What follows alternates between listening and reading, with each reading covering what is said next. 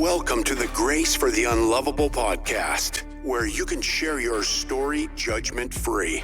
We are here to guide you down the road to redemption and restoration.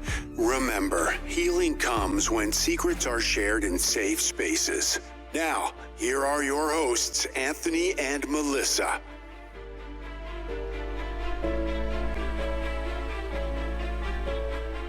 Well, good evening, everybody, and welcome to the Grace for the Unlovable podcast. I am your host, Anthony. Hello, I'm your co-host, Melissa.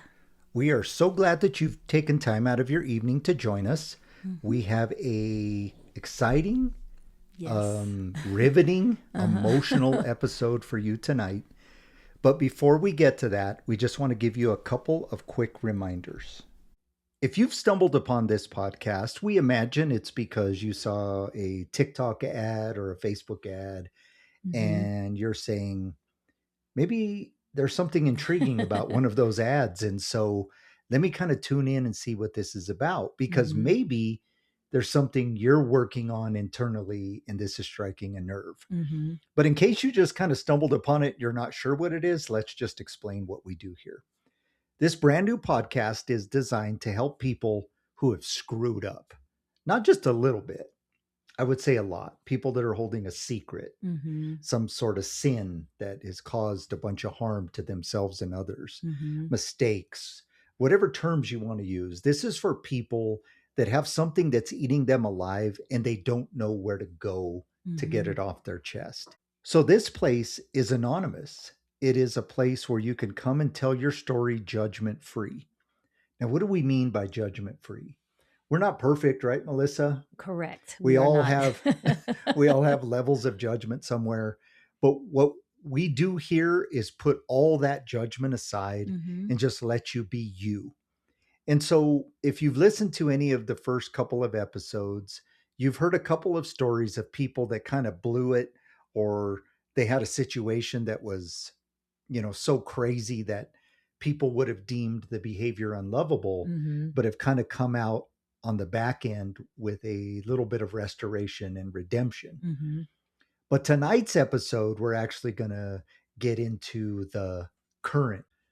We're going to get into a letter from a listener who took the risk and decided to call in, and they're going to share their story in a way that I think is the perfect first letter, the perfect first story, right? I know. Because it's so It raw, touched my heart. and real and vulnerable, and I would even say painful.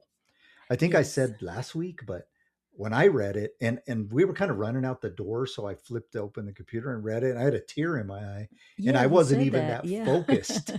The second time I read it, it really hit me the hardest. So we hope that you can kind of gather what we do here by just sticking around for this episode and hearing this letter from an anonymous person.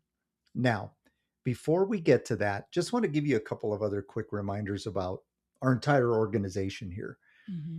There's a lot of you that are tuning in because you were listeners to our other podcast, The Struggle Series. And if you're not, we ask that you check that out. Now, that's a totally different podcast, right? That podcast was originally designed for me to narrate the books in the Struggle Series. And so you can listen to all 4 sagas in that book series, The Struggle, The Sacrifice, The Return, and The Cabal, as well as some other short stories that we worked in there.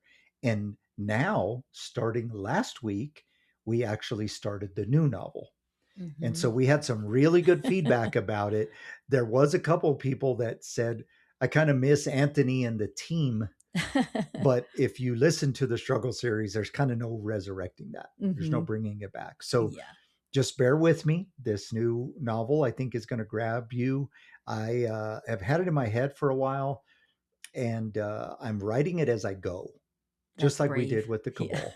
And so I have to really it's amazing how you can do that. Well, thank you. Pops off the top of your head. Yeah, it's because I'm demented up in my head somewhere, I think. But we have to really kind of focus because we don't want a whole lot of plot holes and things like that. Because when you write a novel, you can write the whole thing, and then when you go back and read it, you realize there's a plot hole or 2 here and there that you have to fix. This one, I'm just putting them out every other week or so. So that novel is called Friend, and you can find the Struggle Series podcast in the same place you're listening to this podcast, Mhm. including YouTube and Rumble. So check it out. Mhm. And we would appreciate you doing so. Always like and subscribe to that podcast, this podcast, on all the platforms, even if you only listen to it on one, because it helps us grow. Mhm. Now let's get back to this podcast. And I kind of want to talk about this before we get going with tonight's letter, because it'll make sense. Mhm. I also got my first correspondence from what I would call the legalistic Christian Oh boy. hall monitors, right? And so I had a real simple little correspondence that says, "You're a Christian? Ha ha, yeah, right. Watch your potty mouth," or something to that effect. Mhm. Because I think I said the word shit in Mhm. one of the podcasts. And so here's what I'm going to say to that. This podcast is going to be raw and real. I am not advocating, nor is Melissa, that Christians should walk around just cussing up a storm. I'm not going to lie. I'm not a hypocrite. I cuss way too much. Mhm. But I would also say that, the people that are policing the language on a podcast like this are completely missing the point. Exactly, missing the whole message that we're trying to Yeah. put out there. Because most of the people that call in may not be Christian at all, Mhm. and they could care less about your religious rules, right? Mhm. And so I'm saying that because in this letter, there's some bad words. Yeah. And Not too many. He did a really good job. no, and I believe so, but I'm not taking them out. Oh no, we'll And most and definitely read and going forward, I'm not going to take them out. whatever they write. Yeah. And if you listen to the first episode, we said this up front. We are going to be irreverent at times. We're going to use some curse words at times. We're going to be real. If you are a way, way, way religious person, just spin the dial and find a new podcast. We are Mhm. going to piss you off every week, including, I just said, piss you off. And they Okay, hate that. behave. Yeah. Right. And then on the other side, if you are somebody who absolutely hates religion and you don't want to hear about Jesus, this might also rub you the wrong way, because we are going to talk about Jesus. But Mhm. what I would ask everybody to do is just understand that I hate religion too. And this podcast is a place for people to be real. And we're going to want to introduce them to the loving grace of Jesus Christ, which is not legalistic, by the way. Mhm. Jesus came and said, "I did not come to abolish the law and the prophets, but to fulfill them." So we are no longer under law. We're under grace. And if you don't believe that, go to read your book of Romans again. Mhm. Might tick you off. Definitely a lot of legalistic people hate the book of Romans. Mhm. They almost contest it like it shouldn't be in the Bible, because it blows their whole religious narrative right out of the water, right? And so we're gonna just be real here, because I am not going to shush somebody who needs a place to tell a story like we're going to hear tonight Mhm. because they use a bad word. And I'm not going to take the words out of his letter because it's going to make some religious person comfortable that's going to end up hating us and tuning out an episode or two down the road anyway. Yeah. This is a place for you to be real. Mhm. I don't care what you've done. Melissa doesn't care what you've done. We don't care how you talk. Now, don't make threats to, harm people and stuff like that. Yeah. And also, we're going to play a disclaimer here in just a little bit, because we have to play this disclaimer because I used to be a therapist. This is not therapy. Mhm. This is not pastoral counseling. This is Correct. just a Christian husband and wife who are flawed as anybody, just trying to make a place for people, whether you're Christian or not, Mhm. to have some sacred ground. Yeah. Right? Yep. To get things off their chest. Yeah. And so that's what we're going to do. So sorry for the naughty words, Sure they but they're going to words. keep coming. And like I said, we're a grace podcast. We're not a legalistic podcast. And those religious people listening understand that. You're not going to change my mind. You're not going to send me a 40-page email dissertation about how I'm wrong. I'm going to just delete it or move on from it, because as this former minister's done a lot of we're not studies gonna too. fight with it. Yeah. Yeah. And I've done a lot of studies too, and I can back my stuff, but we're not going to do that while people need to tell their story. Mhm. Move down the road. If that sounds harsh, that's the nicest way I can say it. Okay. So before we get to this disclaimer, just want to remind you that if this sparks a nerve in you, or it brings up something inside of you and you want to reach out to us, reach out to us at gracefortheunlovable@gmail.com. Mhm. We will entertain your correspondence. So what I would do is, if you're not sure if you want to do an interview or write a letter like this person, just reach out to us and let's talk back and forth and do whatever feels comfortable. Mhm. This person did no correspondence. They just simply wrote a letter and sent it. And maybe that was therapy enough. I don't Mhm. know, but I do have permission to read the letter, so we're going to Mhm. read it. And he did ask some questions at the end that we'll cover. Okay. Cool. Before we get to tonight's episode, let's hit you with a quick disclaimer. Although I practiced as a licensed therapist and an ordained minister, this podcast is not a substitute for clinical advice. This is not therapy. This podcast is for prayer and emotional support only. If you feel like you're going to harm yourself or others, please call 911 or reach out by text or phone to 988. This podcast is anonymous for a reason. We're not here to judge you or incriminate you. Please keep the names of anybody you've harmed out of your story. Oh, and if you're not remorseful, you're not ready for this podcast. Just reach out to us at a different time when you're ready to make some changes. Now, let's get ready for this episode of the Grace for the Unlovable podcast.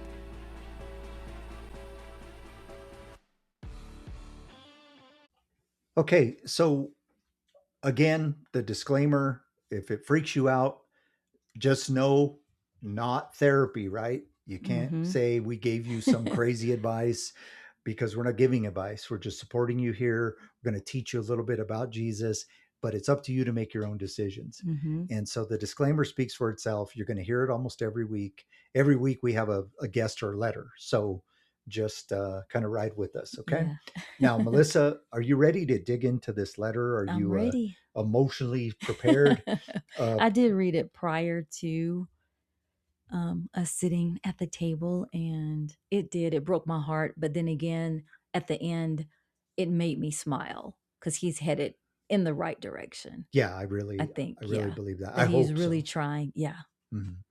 Now, again, I would say buckle up, put your seatbelts on, because this is how you do it. Mm-hmm. I think you said last week, like, I wonder if I would have the guts to do this, right? We're going to see, what it takes to put your whole stuff out there.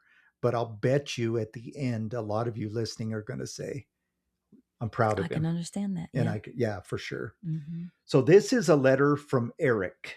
And of course, Eric is not his real name, but he tells us that in a minute. He says, "Hello, I just found your podcast and it opened my eyes a little bit.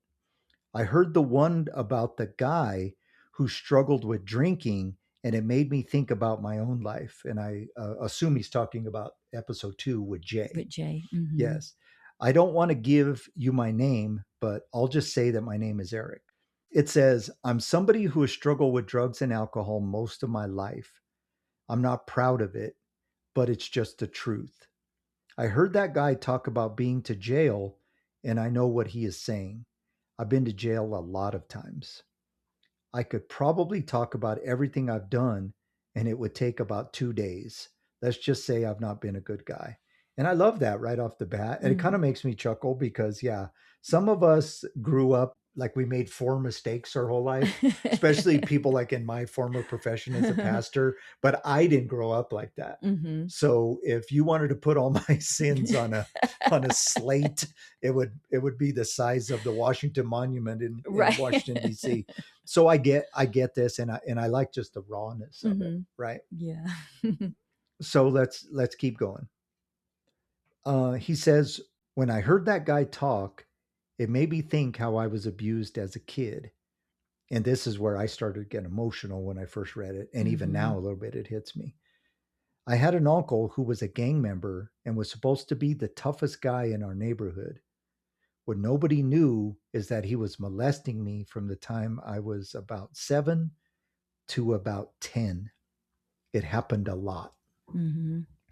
And I think as we listen to Jay's story, a lot of people will say, "Man, I'm sorry that happened to you." Mm-hmm. But I wonder how many people really stop and think what effect It has, I it know. has on a person, not just for the time being, for a lifetime, right? Just like with Jay episode, his started out and it started the domino effect with the, you know, shame and your innocence and, you know, the jail and the drinking, the alcohol, just to try to escape from such a young age. For sure. So he can relate, you know, totally. And that's what he's saying. Like I listened to that guy talk and it hit me. He goes on to say, I never told anybody, but I'm sure he would have killed me. So he's a gang member, right? So you tell on him, he's going to kill you. So that's scary. That's trauma on top of trauma. Guys don't like to admit it, but that stuff fucks you up. I don't know if it's an excuse for all of my behavior, but I know it is a part of why I was always high and drunk. And that really hits me because when you're in the world and you have this drinking and alcohol problem, everybody focuses on the behavior, right? Exactly. You're a drunk, you're an alcoholic, you act a fool, but very few people ask why. And I am not going to say, Eric, that it is an excuse, but it's a reason. It's a reason. Yeah. For sure. And it's a big reason. I'm not going to say that I'm going to rescue you here, but I am going to say that I definitely understand because I was also abused as a kid and by somebody who was a pretty powerful person. And I even tried to tell a couple of times and I wasn't believed. And so then it cost me with this person who has power even later in life. So because, you know, then I made an enemy on top of what he was doing to me. Now I was an enemy. So it messes a person up big time. So he goes on to say, the abuse was bad. I don't even want to talk about what he did, but it was about as bad as you can imagine. I would cry myself to sleep at night. I hated that guy. I ain't gonna lie. When he got killed, I was happy. I still have never told anybody because I'm afraid of what my family would do and say. What do you think about that? It just broke my heart. But you're right. Like when something like that happens to you at such a young age, it just puts you on the wrong path. And especially you don't have anyone to talk to, or if you do tell someone like your situation, my situation, like they don't believe you, they don't listen. You know, it's something that you did, it's your fault, instead of addressing the adult that is doing these things to you. Yeah. And it's just like, it's just heart-wrenching. It is. And it's like, it's an unexcusable behavior, but it's shocking to the family. So a lot of times, because the behavior is so shocking that the family, they don't know what to do. So they just like excuse it or like even pretend like they didn't hear what you said because they don't know what to do.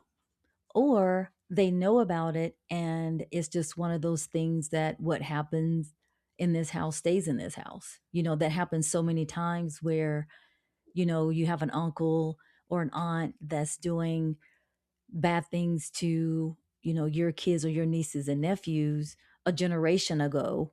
And it's just something that's kept quiet. You know, it's like a family secret and nothing, and it's never stopped. It just continues to someone else. And, well, you know, their family, it's okay. Or you just deal with it, or things happen, or you're not telling the truth. It's just, drives me nuts. You hear so many stories like this, so many stories. Yeah. And it's, and the behavior is so damaging and it's still so taboo. And hopefully as time evolves, the behavior won't be. And it makes you feel bad as I hate to use the word victim, but because no one's protecting you.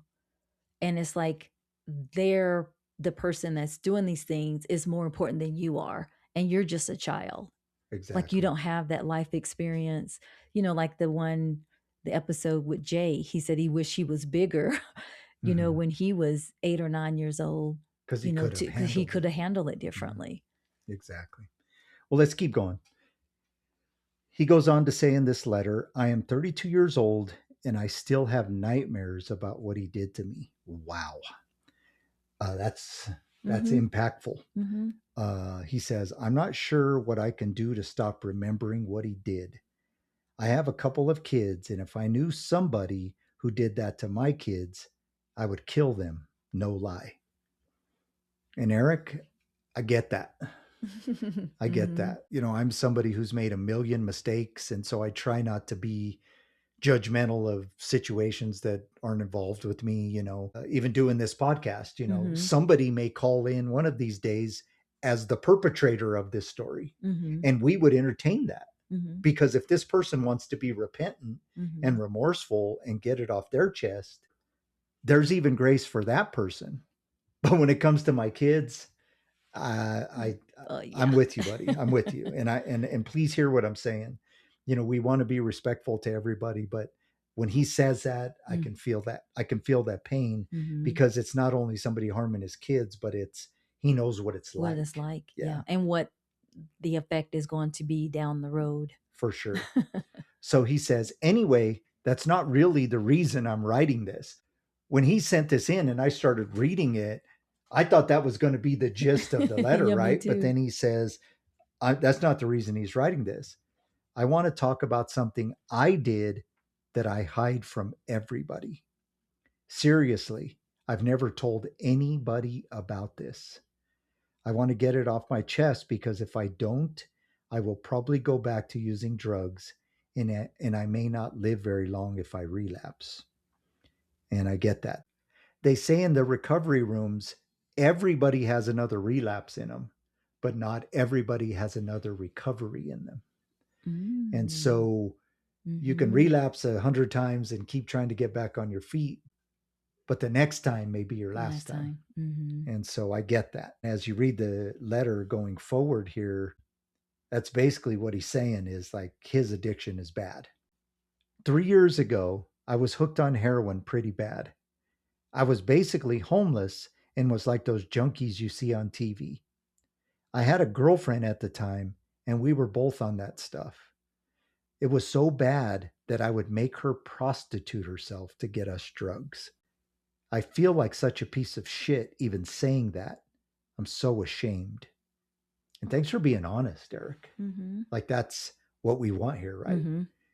Because he can't say that everywhere. You got to say it sometimes in an anonymous place. Safe place. Yeah.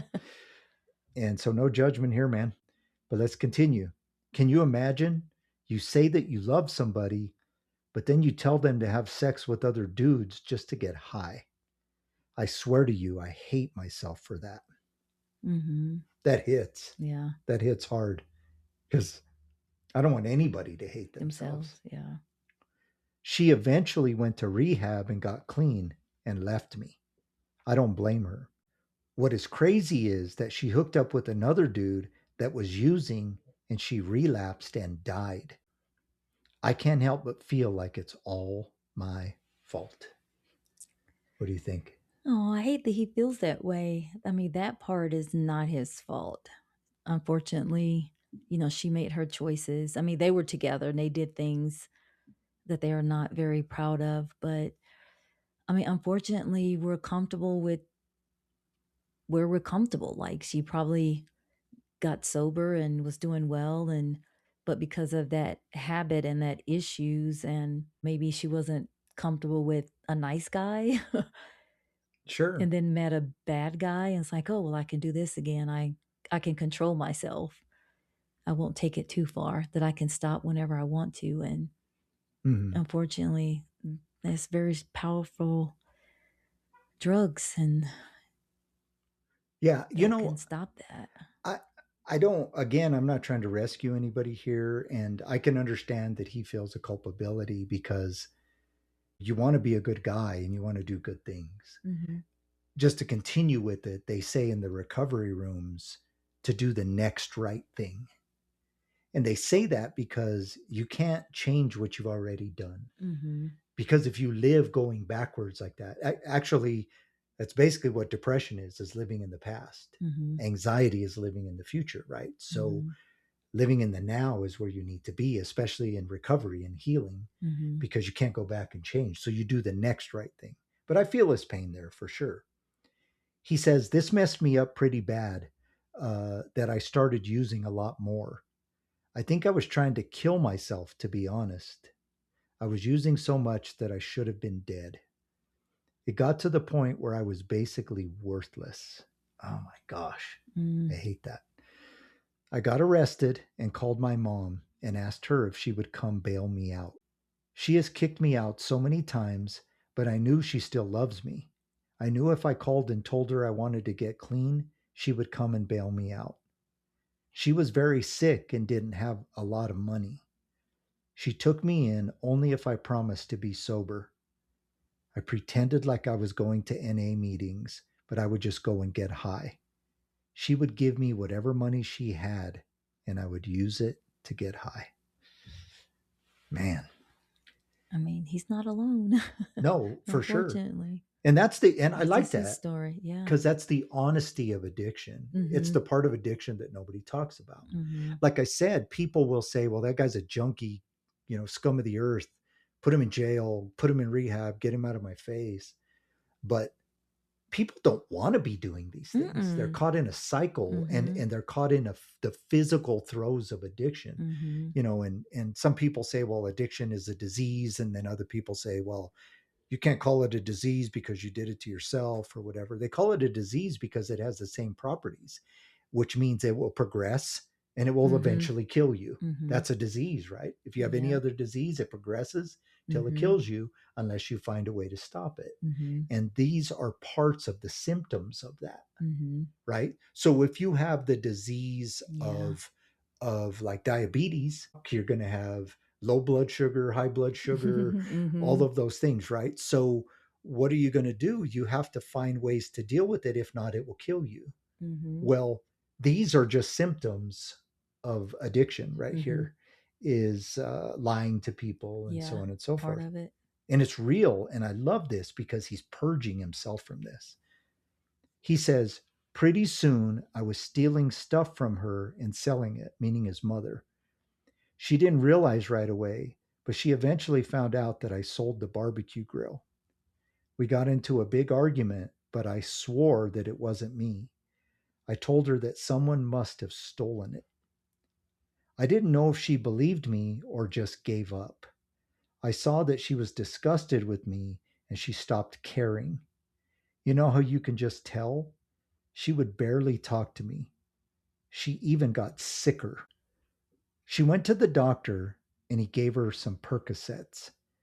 She was in pain and she needed them. Guess what? I stole some of her pills and traded them for heroin. I can't believe I did that. She would just lay in bed and ask me to help her. When she would need her pills, I would give them to her. I would see her looking in the bottle and counting the pills. What a piece of shit, right? Mm. Man, it hurts me. Yeah. You know what I'm going to say right now for any of you listening? Please do not put Melissa and I on any pedestal, and don't take what we're about to say as we think we're on a pedestal. But I have screwed up so much, and I've been through so much, and I know you've been through so much, that it's hard for me to just hate people. Mm-hmm. Like, I'm hearing this story and I'm hearing the humanity Mm-hmm. of it. When he says, what a piece of shit, right? I don't think you're a piece of shit. Mm-mm. I think you were stuck. Yeah. And you were doing things that you hated yourself for. And for any self-righteous people listening who can't understand to be stuck in a cycle where you're doing things that you hate yourself for, you won't understand this person. And if you want to take your high road and say, well, he did it to himself. Well, sure he did. But where's the humanity? Because the Jesus I know, he hung out with people like this, right? Oh, yeah. And the people that he didn't hang out with, he called vipers and whitewashed tombs. I mean, he actually told religious people, you're like whitewashed tombs. You look pretty on the outside, but you're nothing but dead bones on the inside. Mm-hmm. There's that old phrase like, if Oh Jesus yeah. came right now, he wouldn't go to a church, right? He'd be Mm-hmm. down at the soup kitchens and that thing. Mm-hmm. And, I speak for Jesus. I don't know what he would do, but I do know that this is who he hung around with. He hung around prostitutes and sinners and liars and thieves and tax collectors who were robbing people. People. Mm-hmm. He hung around demoniacs who were possessed. Mm-hmm. He looked at the lowly people that society had judged as unlovable Mm-hmm. and gave them grace. Yep. And so I don't think you're a piece of shit. I think that I can see you how God sees you, which is, Eric, I'm here. Let's kind of help you get through this so you can stop. And I'll tell you why I believe that towards the end of the podcast. But he says it took about 3 months and she got so bad that they put her in the hospital. At first, I would go see her every day, but I stopped going because I had to go get high. I can't believe it, but I actually chose drugs over the lady who loved me no matter what. Huh. He says, I feel like such a worthless asshole. I've felt that way. Mm-hmm. I've done things that have hurt lots of people. Mm-hmm. And you get busted, and people find out and you're exposed and people start talking about you, and some people will send you an email like, I can't believe you did this or that, or and I'm not talking one mistake. I made lots of mistakes, right? Mm-hmm. And you just feel so worthless. Mm-hmm. Like you just feel like, God, if I could go back and change that, I would. And that's what I hear him saying. But yeah, those are some of the mistakes that we make along the way, and it just, So he says, one day she told me that it was her last wish that I would get sober and be a good man. I couldn't handle the emotions. I did tell her that I would try and I loved her. Then I left the room. He goes on to say, I didn't go back for 3 days. I got a call from my cousin and she said that my mom had died. Can you believe that shit? My mom was dying and he must mean I was getting high. She wanted me to be sober and I was just getting high. Honestly, I hate myself. I'm working on it with my sponsor, but it's hard. I've relapsed a lot of times, but I keep trying. And good for you. Mm-hmm. When he was talking earlier in the letter, I kind of wondered if he was in AA or NA because the way he talked. And so when I got to this part of the letter and he said sponsor, I said it kind of makes sense. Mm-hmm. So he says, I have a question. I'm not a religious guy, but does God forgive people like me? I'm not sure if I believe in God, but I need something. I know I can't get better until I can forgive myself. That's what my sponsor said. I'm working on step 4 and it's hard. And so if you're not a AA person, I'm not going to take a lot of time here to walk you through the steps specifically, but AA, the first step is admitting you're powerless. And then the second step is that you need some sort of a God of your own understanding. Mm-hmm. Then you can start working in the details of your behavior, which is where step 4 starts. Mm-hmm. And then you get into step 8 and 9, where you're really putting that to practice. So this is where he's at. He's working hard. Anyway, you said there is grace for unlovable people. He says, well, I'm about the most unlovable person you can ever meet. Can you say a prayer for me and maybe give me some advice? Thanks. Whoa. I mean, the letter was emotional, but at the end there, like, if I was reading it, I would have teared up too. Yeah, it wrenches my it gut. It does. What are your thoughts before I jump into this? Like, what are the whole concept, specific highlights, whatever's in your mind right now?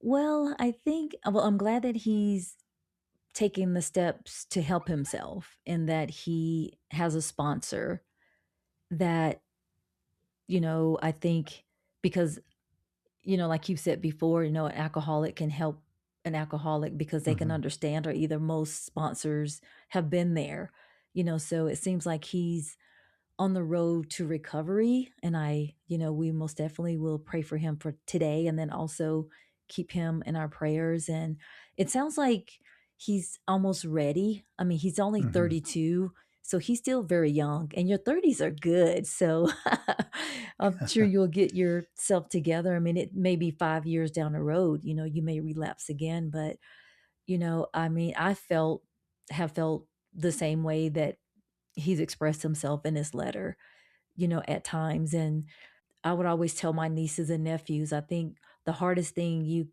the hardest thing you would do throughout your life is to learn how to love yourself. Mhm. I always, even when they were little kids, that's going to be the hardest thing. And they really didn't understand it until now they're in their 30s, and Mhm. it finally makes sense now. It's the hardest thing that you're going to do in life is to be able to forgive yourself and to understand why you have done certain things, or why you said certain things to people, and the way you treated, people.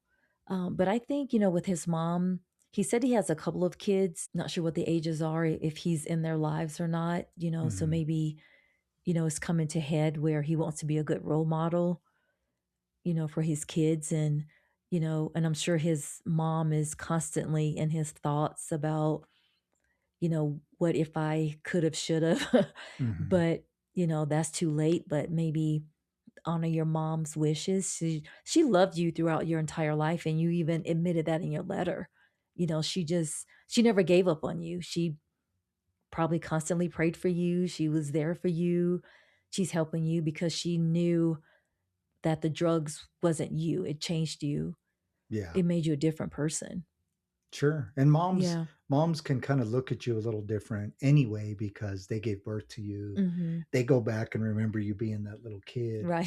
and then, something went wrong. Mhm. And, you know, maybe in this case, at least the major thing that went wrong was the sexual abuse Mhm. from this relative who Mhm. was a very powerful, scary guy. Mhm. So there was no telling, there was no justice Right.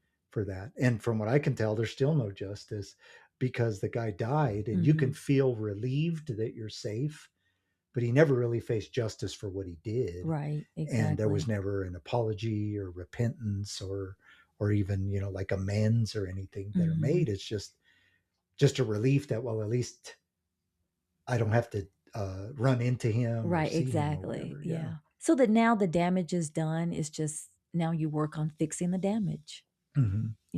like he can do it. Yeah. Go, Eric. For sure. Now let me say this, like, everybody who's listening to this and everybody who is not, you're screwed up too. It's the human condition, Mhm. right? I Mhm. mean, like, I've studied so much psychology, it like my brain sometimes, like, I struggle to like just think like a normal person. So let me kind of drift off into that a little bit. Mhm. We're taught that like your human growth and development is based off of like your genetics, and then of course like your socialization, which Mhm. means like how the people you interact with, and then kind of how you're wired in your psychology, right? Mhm. So some people have like psychological disorders like built into their biology, right? Mhm. So like they're going to see the world different, and then of course our life circumstances are also in the Mhm. mix. And so I know a lot of perfect people that are not perfect. Um and they have mastered the art of, I'm good because I'm not like that person. Mhm. But we're all messed up. And if we would understand that, then our empathy for people would grow bigger. Mhm. And, if Jesus wasn't messed up, but because he could sit outside of this humanity, even though he was 100% human on earth, he was also 100% God. And so he could sit outside of humanity and understand that Eric, from his first breath to his first steps to his first drugs to his first Mhm. attempt at recovery, Mhm. and so on and so forth, he's been watching the whole time, and so he understands the whole story. Mhm.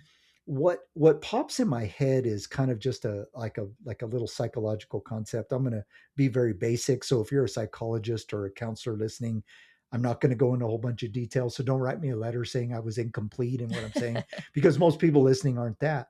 But like Freud, who I think was a clown, but he talked about this thing called an id, an ego, and a superego, right? Mm-hmm. And your id is like the bad side of you. Mm-hmm. It's like the bad dude Mm-hmm. or the bad boy. And then your ego is like who you are, like how you present to the world. And then your superego is like the fake you that's trying to be like somebody, right? Mm-hmm. And it maybe not even be fake. It's like who you ascribe to be, right? Mm-hmm. And some people would say that your ego is actually just as false as the other two, because it's protecting you from the world.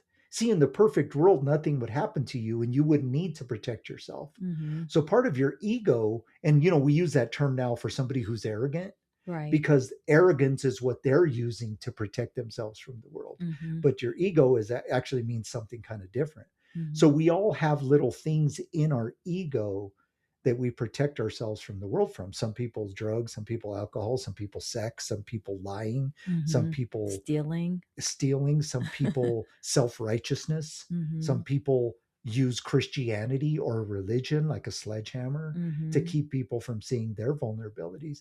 But I guarantee if you really sat any human down, especially the ones that think they're perfect, ask their kids, that have seen them lose their stuff when Right. they're up on the ladder and the kid brings them the wrong tool, or the way they're cold towards their kids, or Mm-hmm. the way that they beat them over the head with religion and don't just hold them and love them and tell them Mm-hmm. they're going to be okay, but to instead tell them, if you don't follow the Bible, you're going to burn in hell. All Right. those things damage people, right? Mm-hmm. And so when I hear Eric, I hear just that struggle within him and the things he had to do to protect himself from the world. Mm-hmm. Yes, those behaviors then became addiction and Mm-hmm. caused all kinds of harm to other people.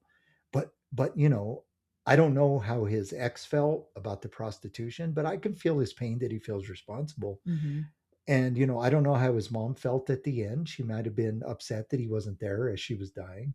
But when I read this letter, I hear him hating himself Mm-hmm. more than anything. Mm-hmm. And so he asks us a couple questions here, right? He says, I know I can get better until I can forgive myself. That's what my sponsor said. And I want you to think about what it would take to forgive yourself. Mm-hmm. Now, I'm going to give you a crazy concept. I don't know how people forgive themselves outside of understanding who Jesus is. Mm-hmm. I know people probably want the answer that says, well, what if I'm not religious? Well, how do I do it then? I might refer you to somebody else, because I can give you some superficial answers, but they're not Mm-hmm. going to be sufficient. Right. I could say things like, you can forgive yourself because, all of us have these behaviors, and, like punishing yourself is going to complete the cycle, and forgiving yourself frees you to be the better person who can then go on and become productive member to society. And anybody you victimized, that's all you could offer them in the world, is that you are no longer dangerous. Mm-hmm. If that's what you want me to say, I just gave it to you. Mm-hmm. But forgiving yourself is a task. Oh yeah. Is a task. I'll be a little bit vulnerable here, and I'm never going to make this podcast about me beyond just resonating with people. Melissa's never going to make it about her. We'll just fill in little gaps of our story just to empathize with you. But I can remember one time something I did because I was a public figure, right? One of my children was actually bullied in school Mm-hmm. because the community found out about her big bad dad, right? Mm-hmm. I don't know if I'll ever forgive myself for that. We've since healed. We're a very healthy, happy Mm-hmm. family. We have a lot of family time together, Mm-hmm. but she can never go back and have those years. Mm-hmm. I can never go back and fix that. And of a lot of things I've done, that's one that sticks with me forever. Mm-hmm. So why am I saying that? Because that has to belong to God. And so I'll kind of get a little more detail of that as I go here, because his next question is, You said that there's grace for unlovable people. Yes, there is grace for unlovable people. Mm-hmm. I I I know that's true because I've received that grace and I've seen it countless times in my life. Mm-hmm. The reason people can't understand that, and we've said this 1,000 times, we'll say it 1,000 more, grace is offensive. Mm-hmm. It drives people crazy because something in our wiring, culturally, biologically, spiritually, we want revenge, Mm-hmm. right? Mm-hmm. Here's who I think of. You know that guy, the son of Sam, Mm-hmm. the serial killer, right? Mm-hmm. And some people say that he wasn't the only killer. Some people say he was like part of a syndicate, but he got blamed for all of it. Mm-hmm. Regardless, he's a killer, right? Said that a demon was talking to him through a dog, Mm-hmm. and he was just going out shooting people. Cold-blooded killer. He says that he found Jesus in prison. Mm-hmm. And first thing people do is like, oh, everybody finds God in prison. Well, some people are faking it, Mm-hmm. but most people don't realize that when you get to prison, you might find God there because you have run out of your own power and control, Mm-hmm. and you are now powerless. Mm-hmm. And that's where God meets people. But what's crazy about the son of Sam is when he comes up for parole, he tells him not to parole him because he believes that he's supposed to serve his sentence and die, right? But people hate that he could have Jesus, right? Mm-hmm. People want to be, I don't want to be in a heaven where that guy is. Wow. Yeah. But that's how people think, right? Yeah. And so what I would tell you, Eric, is yes, grace is for unlovable people. And people that don't need grace, Mm-hmm. well, they're liars because all of us need grace. But people that don't think they need grace, they're offended because you don't behave as good as them. And like you've heard the stories of like a younger person, I would say maybe early 20s, maybe 18 or something, killed like someone's child that is around the same age due to whatever reason, wrong place at the wrong time, or just, the situation happened. But the parents of the child that was killed forgave the person that killed them. And people get upset At the at the parents. parent that forgave the person that killed their child. Yeah. Like And it's their like it's their business. business, like it's something, and they have that relationship with that person to help them heal from what they did. Do you think they're not going to live with that for the rest of their life? But Yeah. to have that grace to say, oh my God, I forgive you, and mean it, that is strong. Yeah. And people, like you say, people will be mad at those parents Mm-hmm. like they're doing something wrong. And these people will be mad for 2 days and then go on with their lives after they've judged these people. Mm-hmm. It didn't happen to you. Mm-hmm. And these people maybe have an inside track on what it means to forgive, because forgiveness doesn't mean forgetting, and forgiveness doesn't mean that you want the person to walk free. Mm-hmm. Forgiveness means that you're not carrying the burden of somebody else's behavior, Mm-hmm. and that you understand that God is in control of all of this, Mm-hmm. and that your loss, you're never going to be able to control that. Mm-hmm. And so somewhere in here's this lesson that we're going to hit about the second part of his question, where he says, can you pray for me and give me some advice? Two things.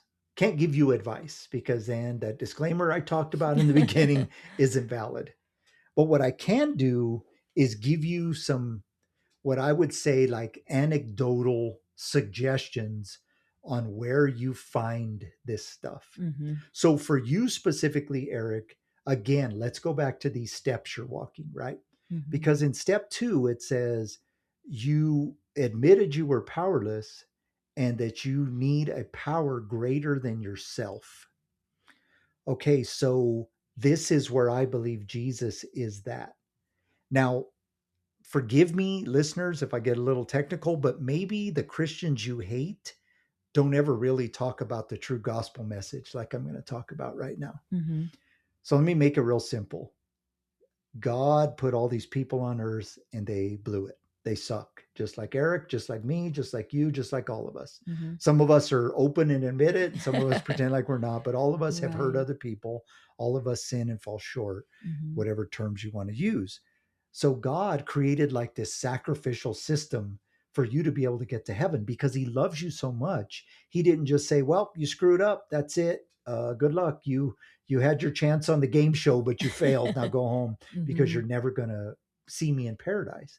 So he created this sacrificial system because in order to get to heaven, sin has to be atoned for. And that's where Mhm. these sacrifices were, right? So I want you to hear this, Eric. In the sacrificial system, you would come to the temple and you would bring like a perfect lamb. Mhm. It had to be flawless, like not a little spot on its fur or wool, I guess, Mhm. not fur. And the priest would look at it, and if it was perfect, they would sacrifice it on your behalf. And that was your atonement for your sins and the sins of your family. Mhm. Now, I want you to hear me. The priest didn't look at you and say, I think he's repentant. The priest looked at the lamb and said, this sacrifice is acceptable. Mhm. So there was this God who loved you enough to create this system that you could be atoned for. But the world just kept getting worse and worse and worse. And we can have a whole theological discussion about that. Probably tune into the Struggle Series podcast for that. But he got to a place where he said, they're out of control. We have to do this once and for all. So Jesus came to be that perfect sacrificial lamb. Mhm. Now, when God looks at you, he doesn't look at your behavior. He looks to see if you accepted the lamb that was slain on your behalf. Mhm. So when John the Baptist says in the Bible, and even non-religious people have heard this, where John the Baptist says, behold the Lamb of God who takes away the sins of the world, especially if you've been to any church at all, even once, you've probably heard something like that. Well, watch this. Jesus went through this excruciating death. And there's people who say, well, Jesus didn't exist. There's so much evidence that Jesus exists outside of the Bible that at this point, if you still believe that, you just hate Mhm. religion, and that's fine, but you're not being honest with yourself. I had a Right. debate with somebody once upon a time from correspondence through one of the podcasts where I said, well, Josephus, who was a Jewish historian, wrote about Jesus, and other first century writers wrote about Jesus. No, Mhm. they didn't. Okay, well then I can't argue with you anymore. Now, why is that Right. important? Because Jesus was real and he Mhm. died this excruciating death on the cross for you, my man, Mhm. for me. And your sins were forgiven 2,000 years ago. So that's when grace was given. It's Mhm. not given right now, my friend. Mhm. It was given then. It's about you accepting it, right? If you listened, I think to Jay's and last week, I said the phrase, if you told God, if you gave this to God, which it doesn't look like you have, but if you gave this to God and then you came to him 2 weeks later and says, I can't believe I did that still, he's going to say, what sin? Mhm. Because that's what grace does. It wipes the slate clean. Christians use the word redemption, right? Well, have you ever seen do you know what redemption means? It means like to exchange it. So, like if you have a coupon at the grocery store, Mhm. it says redeem this for 50% off, or Mhm. redeem this for a free box of Frosted Flakes or whatever, Mhm. right? Yeah. So, in exchange for, Mhm. so your redemption is your salvation. Jesus died in your place. In exchange, you get grace Mhm. and eternity in heaven.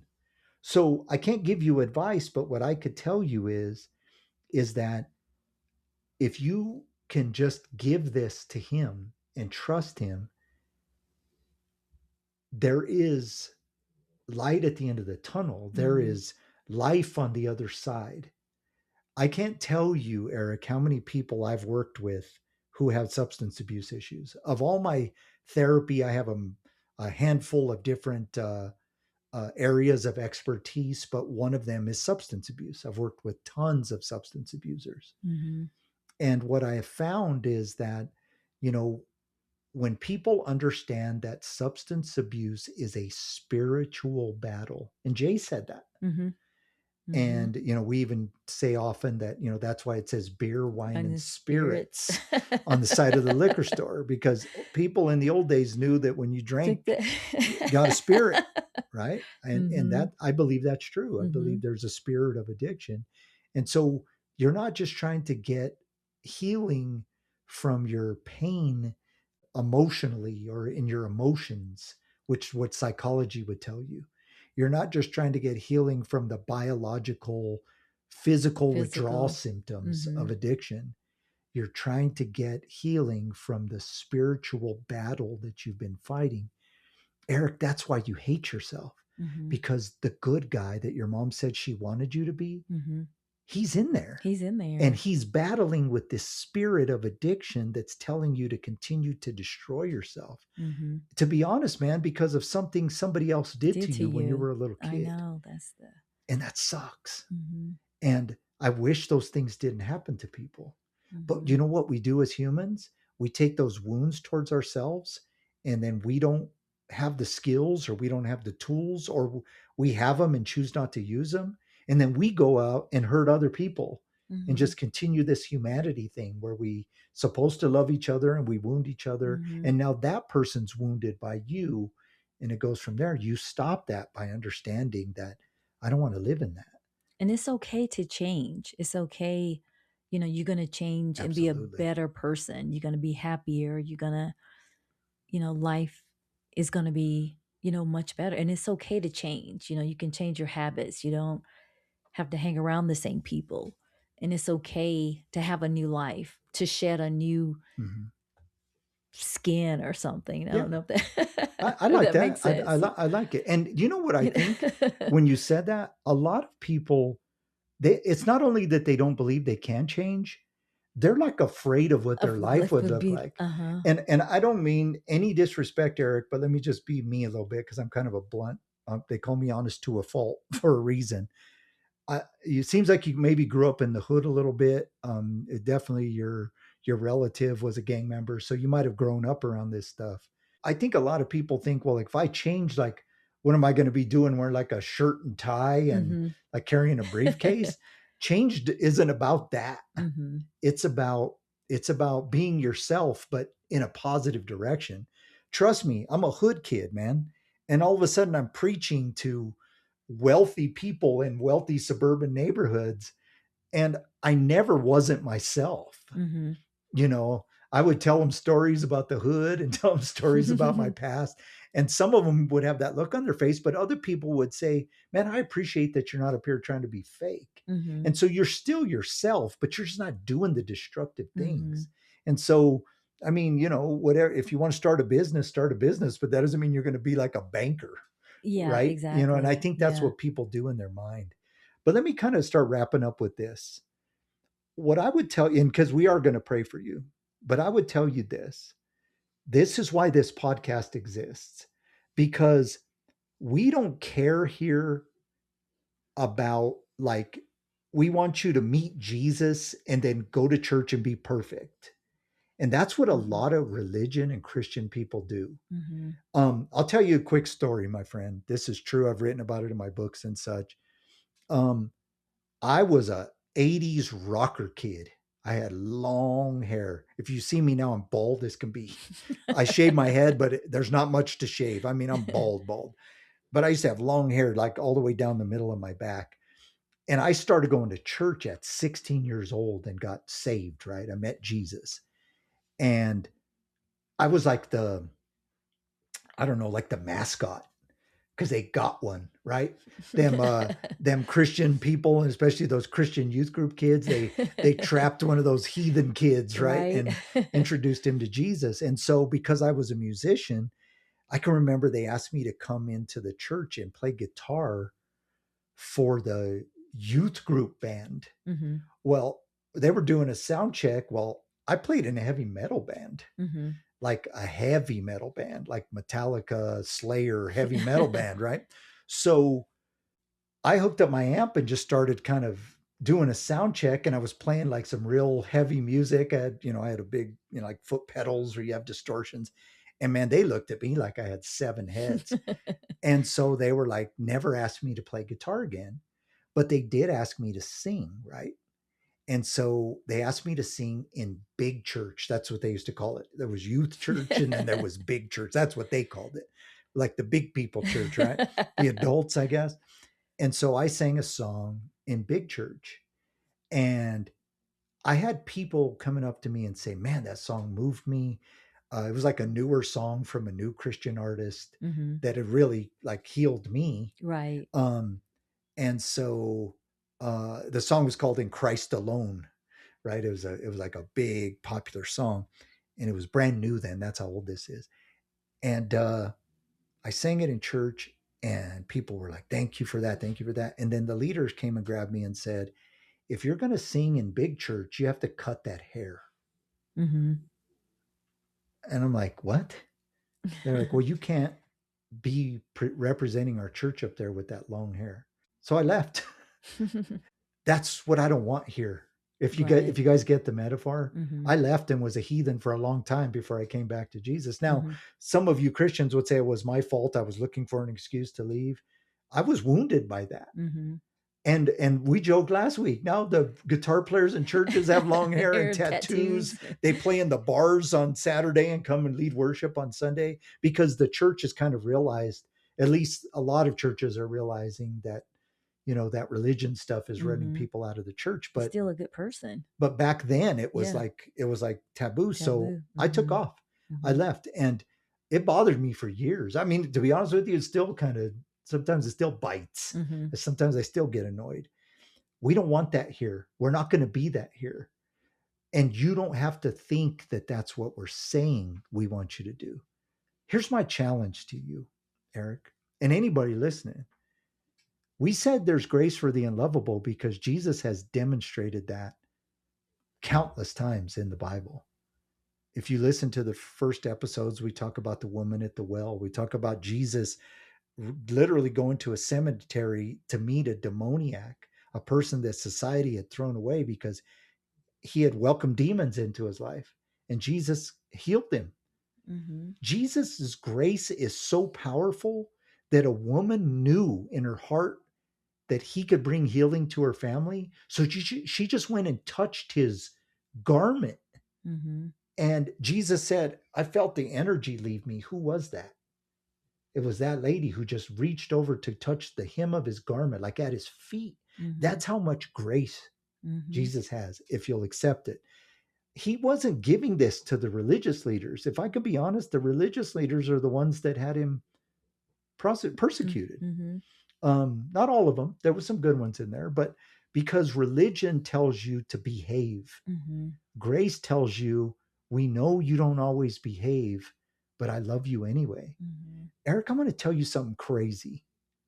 There's parts of you that you've probably never understood because of your circumstances, but God wants that guy, Mm-hmm. your potentials, Mm-hmm. who you are as a person, good and bad. He doesn't want you to be perfect. Mm-hmm. He wants you to be his.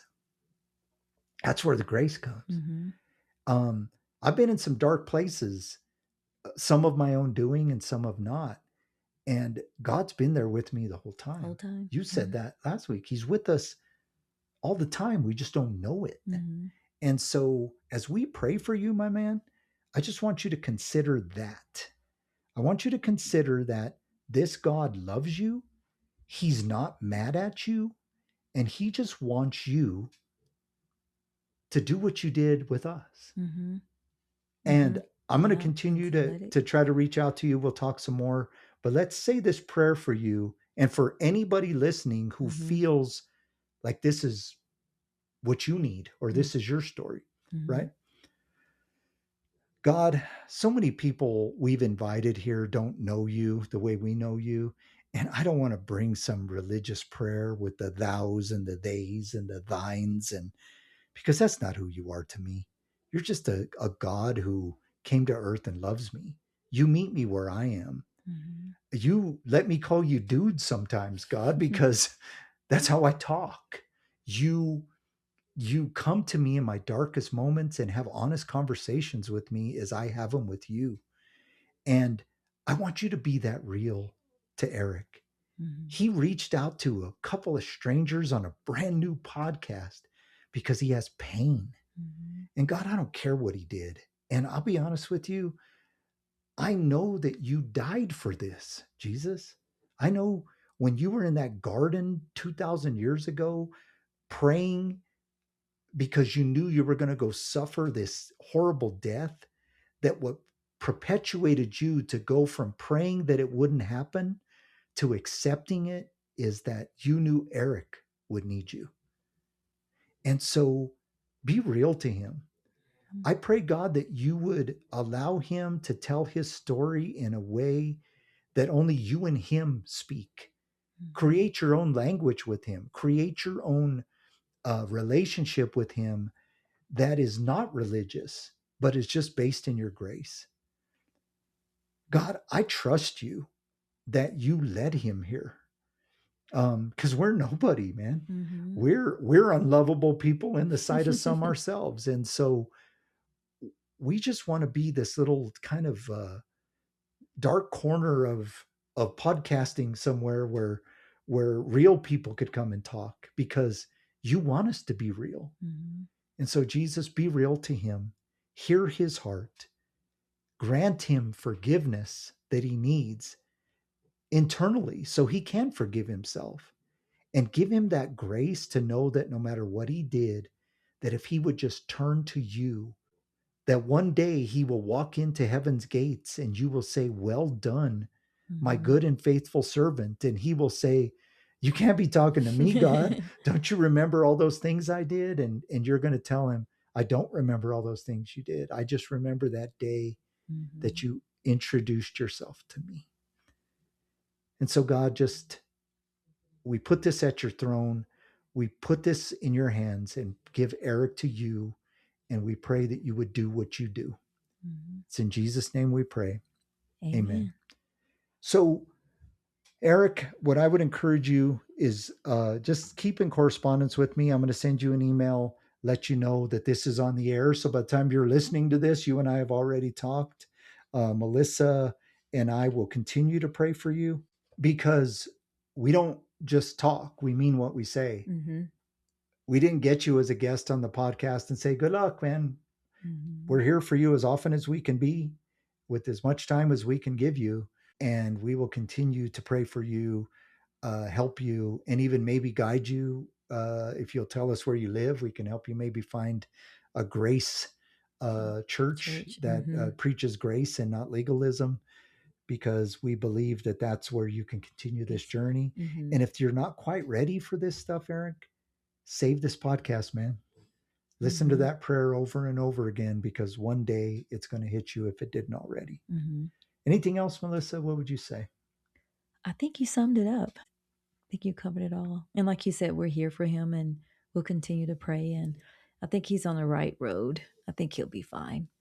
It's hard work, but it takes time. I mean, it's a process, but I mean, I'm in my 50s and I'm just now understanding and accepting things, and so it's a process. It's just life, and it is. The age difference is so crazy. You know what I would say? Like, people say, well, man, recovery is hard work, or changing my life is hard work. Addiction's hard work. I mean, I don't know what's harder, but it can't be, addiction can't be easier than getting better. It can't be. So we just want to, again, Eric, encourage you to continue to reach out to us and whoever will listen. Thanks for being vulnerable. Thanks for being transparent. And thanks for taking the risk. Man, we don't know you, but we love you, and we're here for you. We're on your side. Right. So as we get out of here, just a reminder to anybody who is listening, if you have a story of your own that kind of sparks something in you, reach out to us.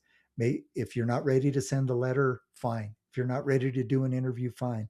Let's just start talking. I mean, we're just people, man. Mhm. We're not professional podcasters. We're struggling right now to keep our dog from snoring. I'm going to have a bunch of editing to do.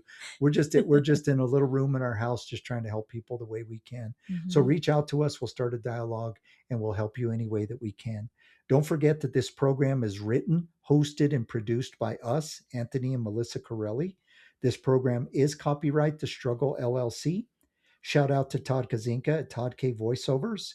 You can always visit our website, thestruggleseries.com, to find out about all of our podcasts, the books, and everything about us. Just a reminder, healing comes when secrets are shared in safe spaces. So may God bless you and bring you peace. Mhm. Good night.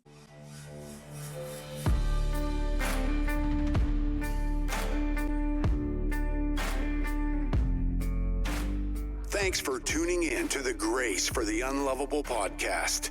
Please like, subscribe, and tell a friend. We will see you next time.